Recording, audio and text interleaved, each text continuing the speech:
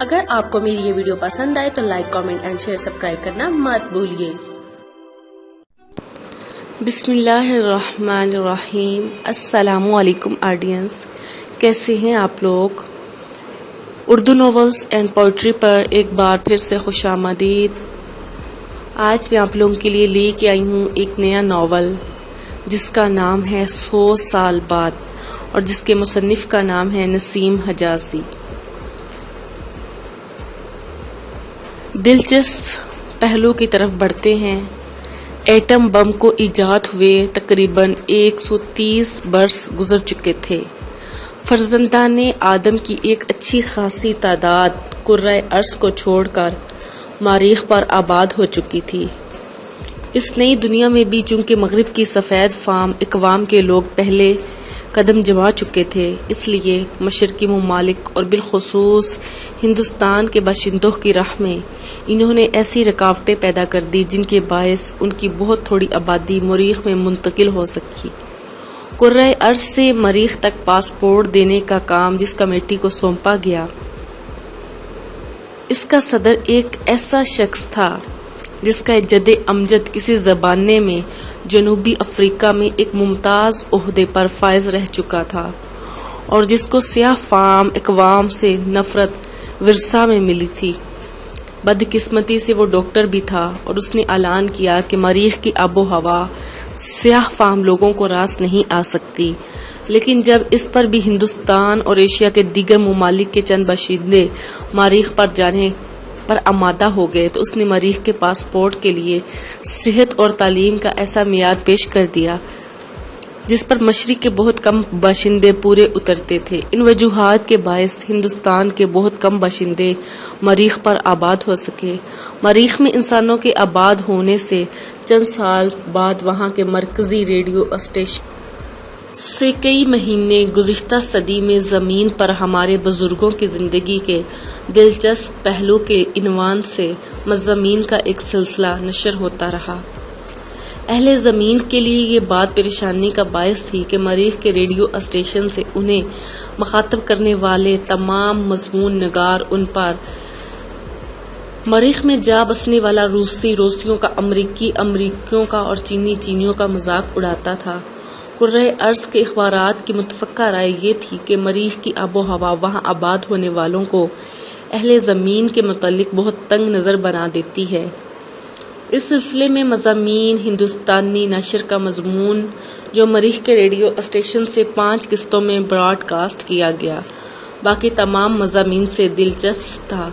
اور اس مضمون کے اختتام پر جب مریخ ریڈیو کے ڈائریکٹر نے یہ اعلان کیا کہ فاضل ججوں نے یہ فیصلہ دیا ہے کہ گزشتہ صدی میں زمین پر ہمارے بزرگوں کی زندگی کے دلچسپ پہلو کے عنوان سے جتنے مضامین نشر ہوئے ہیں، ہندوستانی مضمون نگار کا مضمون ان سب سے بہتر ہے، اس لیے انہیں پہلا انعام دیا جاتا ہے، تو ہندوستانیوں کی حیرت کی کوئی انتہا نہ رہی۔ اس کتاب کے مصنف کے خیال میں وہ طویل اور دلچسپ مضمون یہ تھا: تقسیم ہند سے پہلے 20ویں صدی کے وسط میں کانگریس ورکنگ کمیٹی کے خفیہ اجلاس کے بعد راشٹرپتی گلجی خان کا یہ اعلان شائع ہوا: گزشتہ 10 برس میں ہماری تمام دیانتدارانہ کوششوں کے باوجود مسلم لیگ پاکستان کے مطالبے سے دستبردار نہیں ہوئی۔ تاہم یہ تسلیم کرنے کے لیے ہم اب بھی تیار نہیں کہ مسلم لیگ مسلمانوں کی واحد سیاسی نمائندہ جماعت ہے۔ تازہ انتخابات ہمارا یہ دعویٰ ثابت کرتے ہیں کہ اگر تمام مسلمانوں میں سے نہیں تو کم از کم سمجھدار مسلمانوں میں سے، جن کی تعداد 10 کروڑ میں صرف 1 لاکھ ہے، 2% یقیناً ہمارے ساتھ ہے۔ اور اگر ان مسلمانوں کی رائے کو ان کے علم و فضل کے اعتبار سے پرکھا جائے تو ہمیں یہ کہنے میں باک نہیں ہے کہ ان کے سامنے باقی 98% مسلمان سیاستدانوں کی رائے کوئی دقت نہیں رکھتی۔ مسلمان سیاستدانوں کی رائے کوئی وقت نہیں رکھتی۔ کانگریس ورکنگ کمیٹی چند دنوں کے غور و فکر کے بعد اس نتیجہ پر پہنچی ہے کہ پاکستان کا مطالبہ ان غلط فہمیوں کی پیداوار ہے جو مسلمانوں کو اپنے ہندو بھائیوں کے متعلق پیدا ہو چکی ہے۔ ان کے لیڈر پاکستان کی دھمکی دے کر کانگریس کو مجبور کرنا چاہتے ہیں وہ مسلم اقلیت کے لیے تحفظات کا اعلان کرے، لیکن انہوں نے یہ نہیں سوچا کہ جمہوری حکومت میں باہمی اعتماد تحفظات سے زیادہ سود مند ہوتا ہے۔ بہرحال اس بات سے قطع نظر کہ کانگریس میں مسلمانوں کے ایک باسمجھ طبقہ کی موجودگی میں تحفظات کے اعلان کی ضرورت بھی ہے یا نہیں، میں نے اپنے مسلمان بھائیوں کی شبہات دور کرنے کے لیے چند تجاویز کانگریس ورکنگ کمیٹی کے سامنے پیش کی تھی، اور میں انتہائی مسرت کے ساتھ یہ اعلان کرتا ہوں کہ یہ تجاویز کسی رد و بدل کے بغیر منظور کر لی گئی ہیں۔ کانگریس ہمارے کمانڈ نے لیگ ہائی کمانڈ کے نام ایک مراسلہ میں یہ درخواست کی ہے کہ وہ ان تحفظات پر غور کرے، اور اگر لیگ ہائی کمانڈ نے سیاسی بصیرت کا ثبوت دیا تو پاکستان کا جھگڑا ختم ہو جاتا ہے اور دنیا دستور اساسی جسے ہمارے دیش کے مفکر مولانا ابن الوقت نے مرتب کیا تھا نافذ کیا جا سکے گا۔ مندرجہ ذیل تحفظات کے اعلان کے بعد آل انڈیا کانگریس مسلمانوں یا مسلم لیگ کے لیڈروں سے یہ توقع رکھتی تھی کہ وہ کانگریس کی طرح فراخ دلی سے کام لیتے ہوئے ہماری طرف تعاون کا ہاتھ بڑھائیں گے۔ ان تحفظات کے علاوہ کانگریس مسلمانوں کی تعلیمی اور اقتصادی پسماندگی کو مد نظر رکھتے ہوئے انہیں بعض مراعات دینے کا اعلان کرتی ہے۔ پھر بات آ جاتی ہے تحفظات کی، اور ان تحفظات میں نمبر 1، مرکزی اور صوبائی حکومتیں مسلمانوں کے مذہبی معاملات میں مداخلت نہیں کریں گی۔ نمبر 2، مسلمانوں کو کسی خاص قسم کا لباس پہننے پر مجبور نہیں کیا جائے گا۔ سرکاری ملازم اگر دھوتیاں پہننا چاہیں تو حکومت انہیں بازار سے 25% کم نرخ پر مہیا کرے گی اور ان کی دھلائی کے بل ادا کرے گی۔ گاندھی ٹوپی ہر سرکاری ملازم کو مفت مہیا کی جائے گی، لیکن مسلم اکثریت کے صوبوں میں سے سرکاری افسروں کو اس بات کی اجازت ہوگی کہ وہ اسے سبز رنگ دے سکیں۔ نمبر 3، سرکاری مدارس میں قومی ترانہ بندے ماترم ہوگا، لیکن جن مدارس میں مسلمان بچوں کی اکثریت ہوگی ان کے لیے اس کا عربی ترجمہ رائج کیا جائے گا۔ نمبر 4، مسلمانوں کو داڑھیاں رکھنے کی عام اجازت ہوگی، لیکن مونچھیں ایسی نہ ہوں جو دیکھنے والوں کو مرعوب کر سکیں۔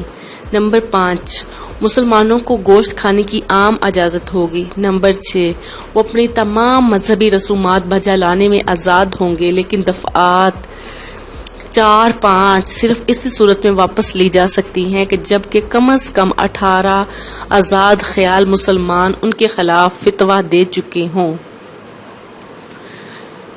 نمبر 7، مسلمانوں کو ہندوستانی زبان جسے مسلم اکثریت کی صوبوں میں اردو بھی کہا جا سکتا ہے بولنے اور لکھنے کی عام اجازت ہوگی، چونکہ اکثریت اسے رسم الخط میں لکھنا پسند کرتی ہے، اس لیے جو لوگ اسے فارسی رسم الخط میں لکھنے پر مصر ہوں ان کے لیے ضروری ہوگا کہ وہ مسلم آبادی کے حقوق کے تناسب کا لحاظ رکھتے ہوئے ہر 4 سطروں میں سے 1 سطر فارسی رسم الخط میں لکھیں، اور باقی 3 رسم الخط میں صرف ایک کتاب کی صورت میں 25% صفحات اکٹھے فارسی رسم الخط میں لکھے جا سکتے ہیں۔ مراعات شروع ہوتی ہیں، جس میں نمبر 1 جو ان کا پوائنٹ تھا، ہندو اکثریت کے حقوق میں سے 20% ان مسلمانوں کے لیے مخصوص کیے جائیں گے جو رکشہ اور گوشت نہ کھانے کا وعدہ کریں گے۔ نمبر 2، اہنسا پر محترمہ کی تبلیغ کے لیے سرکاری خرچ پر جو ادارہ کھولا جائے گا اس میں 99% ملازمتیں مسلمانوں کی ہوں گی۔ نمبر 3، سکولوں میں سریلی آواز سے ماترم ترانہ پڑھنے والے مسلمان بچوں کو سرکاری وظائف دیے جائیں گے۔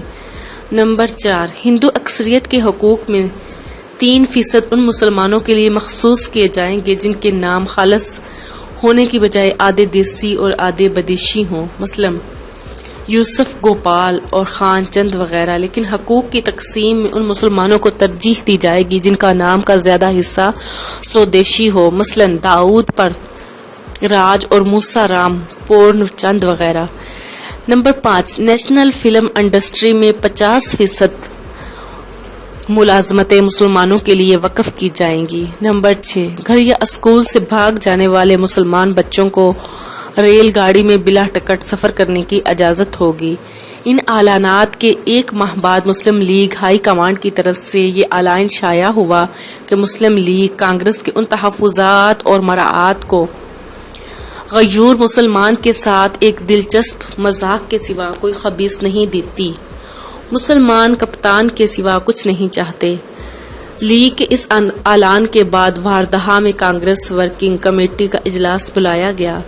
تیسرے دن ہندوستان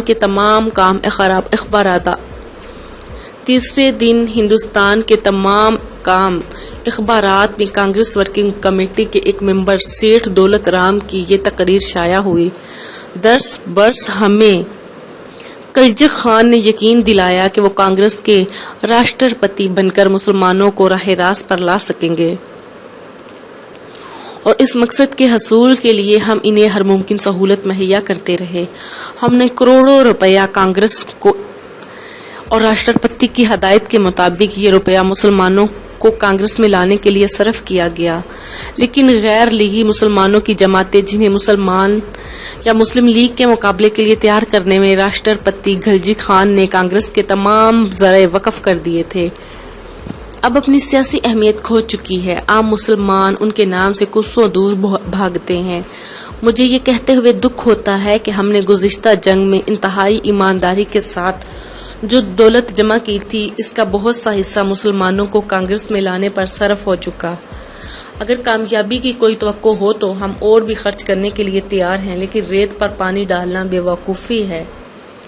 راشٹرپتی کلجک خان نے ہمیں غلط فہمی میں مبتلا رکھا۔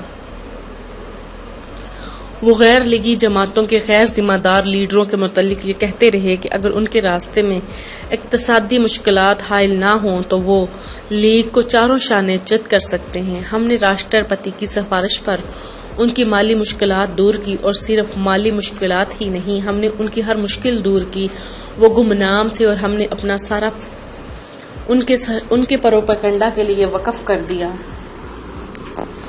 ان میں سے بعض ایسے تھے جن کے گھر میں آئینہ تک نہ تھا، لیکن ہم نے ان کے ساتھ ساتھ رنگ کے فوٹو شائع کیے۔ بعض ایسے تھے جنہوں نے شاید پہلے ریل گاڑی میں بھی سفر نہ کیا تھا، لیکن ہم نے ہوائی جہازوں پر سیر کروائی۔ بعض جماعتوں کے افراد انگلیوں پر گنے جا سکتے تھے، لیکن ہم نے دن رات جھوٹ بول کر انہی کی تعداد کروڑوں ثابت کرنے کی کوشش کی، لیکن ان سب باتوں کا نتیجہ ہمارے سامنے ہے۔ اس تکلیف دہ حقیقت کا اعتراف کرنا پڑے گا کہ آج ہم ہندوستان کی حمایت میں 1% مسلمان کے ووٹ بھی حاصل نہیں کر سکتے۔ اب مسلمانوں کی مدافعانہ انتظامی جذبے میں تبدیل ہو رہی ہے۔ ہمیں اب اس بات کا اعتراف کر لینا چاہیے کہ ہندوستان کا مسئلہ 2 قوموں کا مسئلہ ہے، اور یہ مسئلہ خواہ آج حل ہو خواہ 10 سال کے بعد حل ہو، اس کی صورت صرف یہ ہوگی کہ ہندو اور مسلمان کسی ایک نظریے پر متفق ہو جائیں۔ مجھے انتہائی دکھ اور تکلیف سے یہ کہنا پڑتا ہے کہ گزشتہ چند برس ہمارے مسلمان راشٹرپتی اور ان کی تائید کرنے والے مسلمان ہندو قوم اور مسلم قوم کے درمیان سمجھوتہ کی راہ میں ایک رکاوٹ بنے رہے۔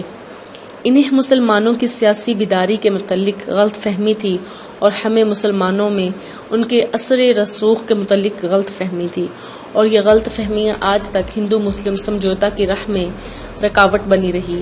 یہ ماننے کے لیے تیار ہوں کہ راشٹرپتی ایک بیدار مغز انسان ہے، اور انہوں نے مسلمانوں کے لیے جن تحفظات اور مراعات کا اعلان کیا ہے وہ کانگریس کی وسیع النظری کا ثبوت تھی، لیکن اس بات کا کیا علاج کہ مسلمان کانگریسی مسلمانوں کی ہر بات کو شک و شبہ سے دیکھتا تھا۔ ہو سکتا تھا کہ ایسا اعلان اگر کسی ہندو راشٹرپتی کی طرف سے ہوتا تو مسلمان اس پر توجہ دیتے۔ اب میں کانگریس سے یہ اپیل کرتی ہوں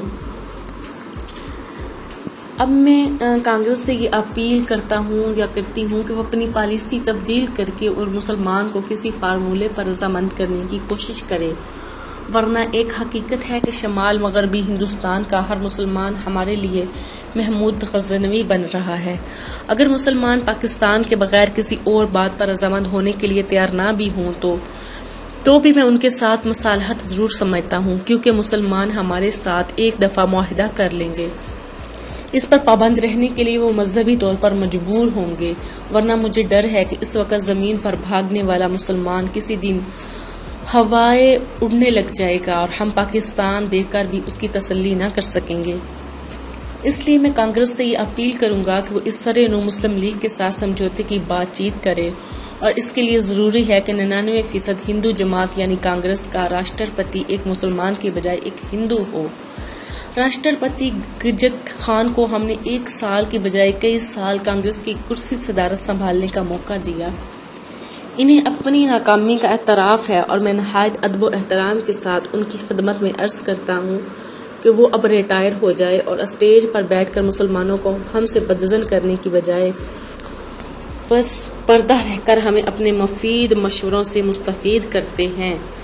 3 دن کے بعد اخبارات میں یہ خبر شائع ہوئی کہ راشٹرپتی خان مستعفی ہو گئے ہیں، اور 20 دن کے بعد یہ خبر شائع ہوئی کہ مہاشے ہیرا لال کانگریس کے راشٹرپتی منتخب ہوئے ہیں۔ 1 ماہ کے بعد معلوم ہوا کہ راشٹرپتی ایک گوشہ تنہائی میں بیٹھ کر ایک کتاب لب نام ہندوستان کی آزادی میں ہمارا حصہ لکھ رہے ہیں۔ اس کے بعد مصالحت کا وقت آ جاتا ہے۔ مورخ ان تمام واقعات کا ذکر غیر ضروری سمجھتا ہے جو ہندوستان میں 2 آزاد اور خود مختار سلطنتوں کے قیام سے پہلے پیش آئے۔ بہرحال یہ واقعات ایسے تھے کہ انٹرنیشنل سیکورٹی کانفرنس نے 3 نامور ججوں کا ایک ہندوستان بھیجا، لیکن اس کی آمد سے پہلے ہی پانی پت میں لیگ اور کانگریس کے نمائندوں کو کانفرنس ہندوستان کی قسمت کا فیصلہ کر چکی تھی، اور معاہدہ پانی پت پر مسلم لیگ کے صدر اور کانگریس کے راشٹرپتی کے دستخط ہو چکے تھے۔ چین کا ایک سیاح جو اس معاہدے کے وقت موجود تھا لکھتا ہے، یہ معاہدہ نہایت درستانہ فضا میں طے ہوا۔ دستخط کرنے کے بعد کانگریس کے راشٹرپتی نے مسلم لیگ کے صدر کو اپنا قلم پیش کرتے ہوئے کہا کہ میری طرف سے یہ تحفہ قبول کیجیے اور اپنا قلم مجھے عنایت کیجیے۔ میں اپنے چھوٹے بھائی کی نشانی مرتے دم تک اپنے ساتھ رکھوں گا۔ مسلم لیگ کے صدر نے مسکراتے ہوئے راشٹرپتی کو اپنا قلم دے دیا، اور اس کے بعد دونوں ایک دوسرے کی کمر میں ہاتھ ڈال کر باہر نکلے۔ راشٹرپتی نے مسلم لیگ کے صدر سے بغلگیر ہو کر کہا، آج آپ کو پاکستان مبارک ہو، لیکن میرے لیے اپنے چھوٹے بھائی کی جدائی کا دکھ ناقابل برداشت ہے۔ باہر لاکھوں ہندوؤں اور مسلمانوں کا ہجوم خوشی کے نعرے لگا رہا تھا، وہ بھی ایک دوسرے سے گلے ہی مل رہے تھے۔ اس استحکام کارروائی کے دوران میں ایک ناخوشگوار لیکن دلچسپ واقعہ پیش آیا۔ وہ یہ تھا کہ جب کانگریس کا راشٹرپتی اور مسلم لیگ کا صدر ایک دوسرے سے رخصت ہونے والے تھے، عوام نے ان سے پاکستان اور ہندوستان کے جھنڈے لہرانے کے لیے اصرار کیا۔ راشٹرپتی نے مسلم لیگ کے صدر سے کہا، اگر آپ کو اعتراض نہ ہو تو میں پاکستان کا جھنڈا لہراتا ہوں اور آپ ہندوستان کا جھنڈا لہرائیں۔ یہ بات تاریخ میں ایک یادگار رہے گی۔ لیگ کے صدر نے خوشی سے یہ تجویز منظور کر لی۔ ہجوم کو یہ خبر مائکروفون پر بتائی گئی اور وہ مسرت کے نعرے لگانے لگے، لیکن ناقاب کشائی کے بعد بعض کانگریسیوں نے اس بات پر بے چینی ظاہر کی کہ ہندوستان کا جھنڈا بلندی میں پاکستان کے جھنڈے سے چند انچ کم ہے۔ ایک کھدر پوش نوجوان بھاگ کر چبوترے پر چڑھا اور اس نے کانگریس کا جھنڈا زمین سے اکھاڑ کر اوپر اٹھا دیا۔ اب یہ جھنڈا پاکستان کے جھنڈے سے 2-3 فٹ اونچا تھا۔ اس پر ایک مسلمان کو غصہ آیا اور اس نے آگے بڑھ کر پاکستان کا جھنڈا دونوں ہاتھوں سے بلند کر دیا۔ کانگریسی پھر شور مچانے لگے۔ اسی پر کسی نے کانگریسی علمدار کے سامنے سٹول رکھ دیا اور وہ اس پر کھڑا ہو گیا۔ اب ہندوستان کا جھنڈا پھر اونچا تھا۔ میں اسے ایک مذاق سمجھتا تھا، لیکن میری حیرت کی کوئی انتہا نہ رہی جبکہ ایک مسلمان نوجوان نے بھاگ کر لیگ کے علمدار کی ٹانگوں میں سر دے کر اسے اپنے کندھوں پر اٹھا لیا۔ مسلم لیگ کا جھنڈا پھر بلند تھا، لیکن کانگریس والے ایک میز لے آئے اور ان پر ان کا آدمی کھڑا ہوا، پھر اسے ایک شخص نے اپنے کندھے پر اٹھایا۔ مجھے اس مقابلے میں کانگریس کی جیت کا یقین ہو چکا تھا، لیکن اس قوی ہیکل پٹھان نے آگے بڑھ کر مسلم لیگ کے دونوں رضاکار اپنے کندھے پر اٹھا لیے اور مسلمانوں نے نہایت خوشی کے ساتھ اور نہایت جوش کے ساتھ یہ نعرہ لگایا، پاکستان کا جھنڈا اونچا رہے گا۔ اب کانگریس والوں کی باری تھی۔ انہوں نے بھی تیسرا آدمی بھیجا، لیکن وہ نچلے آدمی کی ٹانگوں میں سر دے کر اپنے 2 رضاکاروں کا بوجھ اٹھانے کی کوشش کر رہا تھا کہ میز ٹوٹ گئی اور مسلمانوں کا جوش جو ہاتھا پائی تک پہنچ چکا تھا قہقہوں میں تبدیل ہو گیا اور کوئی ناخوشگوار واقعہ پیش نہ آیا۔